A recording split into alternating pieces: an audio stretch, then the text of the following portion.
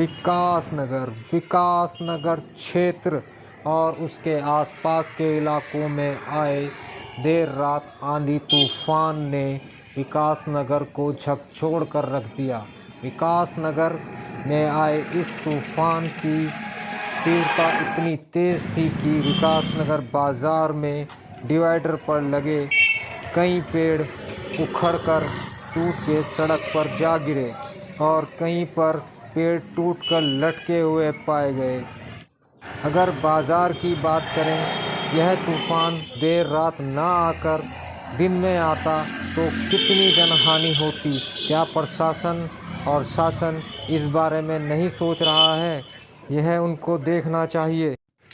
शासन को अपने संज्ञान में जल्द से जल्द यह लेना चाहिए, डिवाइडर पर खड़े पेड़ों की लूपिंग कराई जाए ताकि भविष्य में आने वाले तूफान से क्षेत्र को जनहानि ना हो। विकासनगर के क्षेत्र जीवनगढ़ में नेशनल हाईवे पर देर रात आए आंधी तूफान में एक लाइट पोल उखड़कर सड़क पर आ गिरा, जिससे नेशनल हाईवे बाधित हो गया। कैसे हादसा हुआ? ये रात को तूफान की वजह से हुआ, 4 बजे करीब। सर इतना तेज तूफान था कि जो इतना तेज तूफान गया, पेड़ तो कहीं कितने गिर रखे और कितने घरों के छत थे, तीन सारी। सर ये शुक्र था कोई मार्केट बंद था, इसने तो बड़ी जनहानि हो जाती। दिन में होता है ना, तो पता नहीं कितने आदमी का वो हो जाता। सर ये कौन सी जगह है ये जीवनगढ़ है। सर ये पोल किस चीज़ का था? ये है जो लाइट का ही है, जो ये चारों तरफ चौराहे है ना।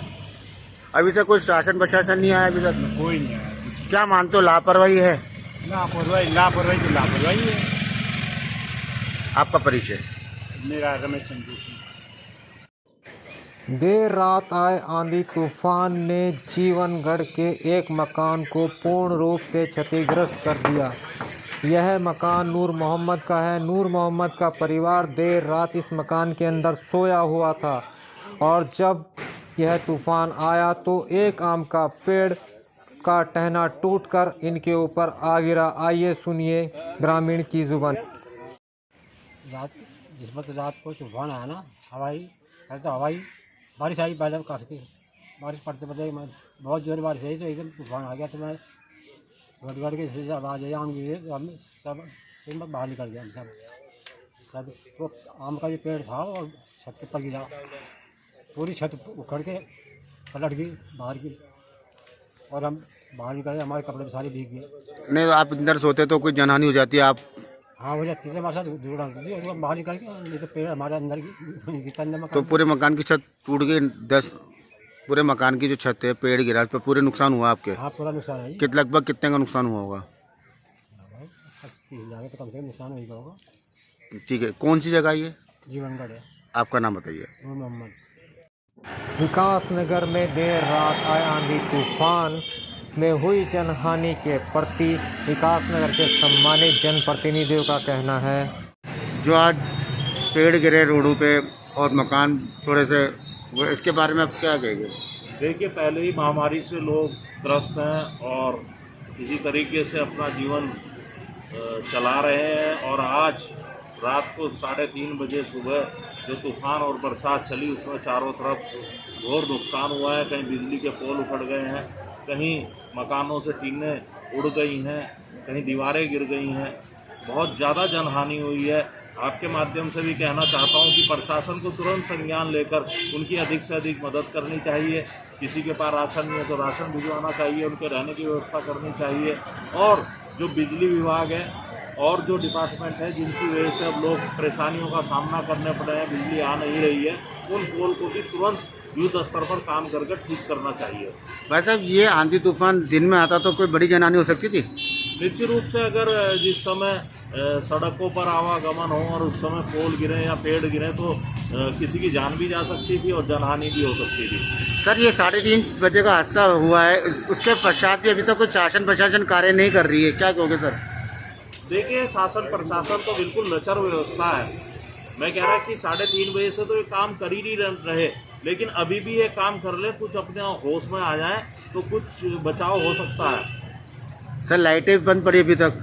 लाइट पानी सब बंद पड़ा है, लोग परेशान हैं, लेकिन अभी तक कोई डिपार्टमेंट के लोग उन्हें सुधारने की कोई चिंता नहीं कर रहे हैं और निश्चित रूप से बड़े खेद का विषय है। ये आंधी तूफान आया है और मौसम इतना ऐसा था, और सर कल दिन में आ जाता तो कैसा जनहानि होती, ये तो रात में हुआ, इसके बारे में आप क्या कहना चाहेंगे सर? देखिए, ये जो यास तूफान पहले आया था साउथ में, उसी की कड़ी में ये जो क्लाइमेट चेंज हो रहा है और कहीं बहुत तेज़ हवाएं चल रही है, ये उसी का असर है। और इस चीज़ का प्रशासन को पहले ही ज्ञान था कि यास का असर देर सवेर यहाँ तक ही पहुँचेगा, इसकी वजह से थोड़ा टाइम लगा, लेकिन वो आया और ये काफ़ी तेज़ तूफान था। मतलब हमें भी महसूस हुआ, हम घर के अंदर थे रात में, तो ऐसा लग रहा जैसे घर उड़ जाएगा। तो उसके लिए जो भी प्रशासन को देखना चाहिए था कि ये जो पेड़ इतने ज़्यादा झुक गए हैं और वो बीच मार्केट में है, अगर इस दिन में होता तो बहुत जनहानि हो सकती। ये लकीली बच गए लोग। सर जीवनगढ़ में एक मकान भी थोड़ा सा नुकसान हुआ, इसमें भी 30-40 हज़ार का नुकसान हुआ है, उसके बारे में आपकी सर क्या राय है? नहीं, देखिए, नुकसान जो भी होगा उसको देखना चाहिए, सरकार को देखना चाहिए, ये गवर्नमेंट की जिम्मेदारी है।